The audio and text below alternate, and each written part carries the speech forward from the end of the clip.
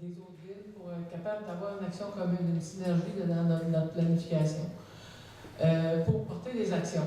Alors, ce qu'on dit, c'est que nous, on continue à se battre pour que les frais soient abandonnés parce qu'on trouve ça injuste qu'il y ait des frais à ça, alors qu'ils n'en mettent pas pour n'importe quelle activité avec le compteur intelligent.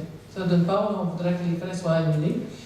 D'autre part, moi, ce que je vous dirais, c'est que si vous avez un compteur à roulette ou un compteur électromécanique, faites tout ce que vous pouvez et tant que vous pouvez pour le protéger. Si vous avez un CESR déjà, faites-le remplacer par l'option de retrait. Et plus qu'il va y avoir de monde qui vont refuser le compteur intelligent, plus qu'Hydro-Québec va avoir de la misère à faire fonctionner son système. Et ils n'ont pas une grosse marge de manœuvre, ça on a su ça à un moment donné, juste en les écoutant parler. La dernière fois qu'ils sont venus rassurer les citoyens, on va dire ça comme ça, ils ont avoué qu'il y avait une marge de manœuvre d'à peu près 10 %. Alors, s'il y a au moins 10 % des personnes qui refusent le système vont être obligées de reculer sur ça.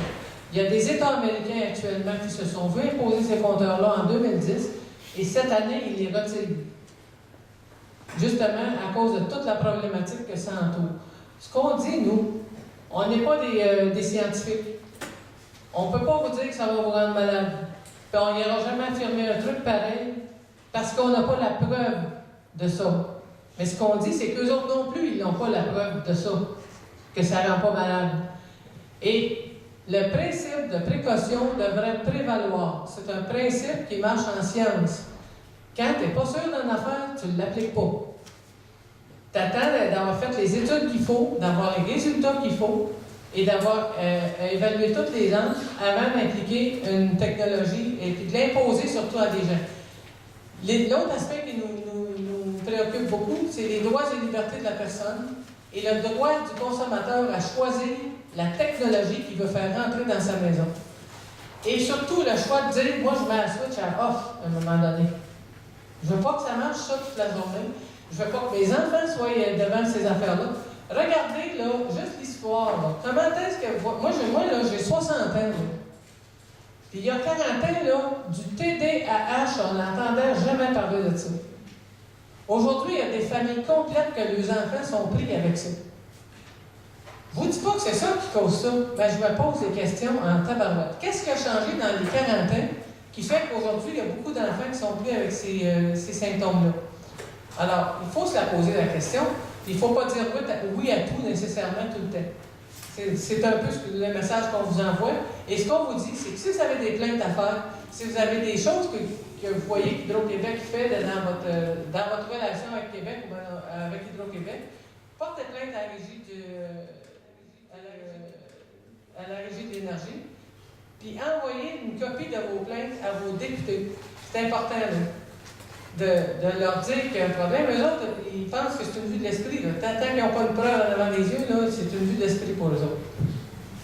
Excusez-moi, moi j'ai une question à poser. Vous pouvez appeler, s'il vous plaît? Non, je crois que c'est moi. Jusqu'où ils peuvent aller au Québec pour, mettons que moi j'ai encore mon vieux compteur, jusqu'où ils peuvent aller dans leur menace? Tu sais, maintenant, c'est présent chez moi, ils n'ont pas accès à mon terrain, ils n'ont pas accès à mon compteur. Mais s'ils arrivent pour le changer, quand même qu'ils me menacent d'appeler la police, si moi je les appelle la police, qu'est-ce qu'ils peuvent faire? Ça peut aller où, ça? Rien du tout, madame. Pas m'avancer non plus avec une fracture astronomique, là. Madame, la seule chose, il n'y a aucune loi qui vous oblige à avoir un compteur intelligent sur votre mur. Okay. C'est simple. Votre propriété, elle est sacrée. Qu'ils appellent la police, qu'ils fassent venir. Moi, personnellement, là, je n'espère qu'une seule chose, qu'ils viennent me couper l'électricité à un moment donné, parce que j'ai refusé. Parce que ça va faire une publicité monstre. Parce que, dites-vous bien, là, vous voyez, on a parlé de ça, monsieur est intervenu à juste titre d'ailleurs. C'est qu'on décrit non pas seulement que les compteurs intelligents, mais on décrit une certaine technologie dans laquelle on a un flou qui est de plus en plus opaque. Donc, quelque part, il va y avoir des pressions à l'interne là-dessus pour ne pas justement écouter ces choses-là. À date, Hydro-Québec n'a coupé l'électricité à personne qui a barricadé son compteur. Et on a le droit de faire de situation. Ça lui prendrait un mandat, ça lui prendrait une permission de la Régie de l'énergie pour faire ça. Et au pire, je vous dirais, madame, au pire, s'ils viennent à arriver à l'extrême, à vous imposer avec la police, ou je ne sais pas l'armée, même à la limite pour vous arracher votre compteur, ben, au pire, on prendra un compteur non communicant. Mais avant d'arriver là, ne battons pas retraite tout de suite. Là. Il faut se battre au dernier moment et essayer de conserver ce qu'on a. Montréal, ça fait 2 ans qu'ils vivent ça. Il y a des jeunes là, qui sont battus pour garder leur compteur. Ils ont reçu des menaces.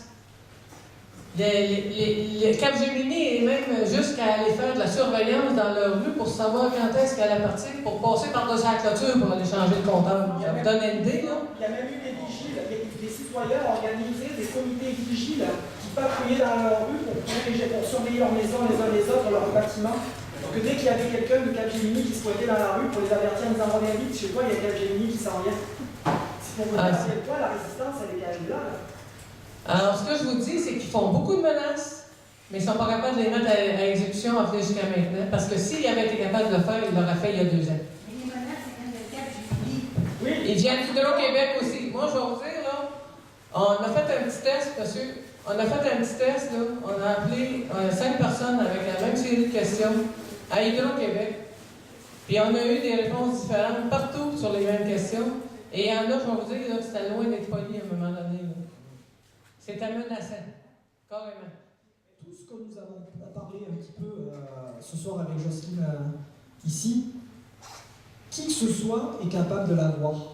Je veux dire, allez sur Internet, tapez comme monsieur l'a fait, compteur intelligent, il y a des tas de liens, allez voir, faites vos devoirs, puis vous allez voir que tout ce qu'on fait, c'est qu'une synthèse. Et surtout, dans votre région, allez signer la pétition. Il faut dire une chose que Hydro-Québec, là aussi, quand on parle des choses, c'est un petit peu du despotisme, quasiment de la tyrannie. Parce que ce qu'il a dit, par exemple, M. Lavoie, qui est le porte-parole d'Hydro-Québec, il a dit tout simplement que les moratoires qu'on a fait signer, par exemple, comme les 114 municipalités au Québec, qui quand même représentent 3 800 000 personnes au Québec qui se sont prononcées contre l'installation de ces compteurs, mais ces gens-là, en fait, c'est qu'une valeur symbolique. Et que les compteurs intelligents seront installés coûte que coûte. En plus, il va même poser le truc en disant que, en nous ridiculisant, en nous traitant d'iconoclastes, carrément comme des gens un petit peu sortis d'une autre planète, en disant que les sites qui parlent des compteurs intelligents se trouvent à côté de certains sites où on parle que la Terre est encore plate. Voyez-vous un petit peu jusqu'où on va la désinformation, jusqu'où on peut arriver à calomnier les gens pour leur faire croire. Je reviens encore à ça, le doute est notre produit. On veut créer le doute chez la population. À nous, moi je vous dis, on n'a pas la science infuse.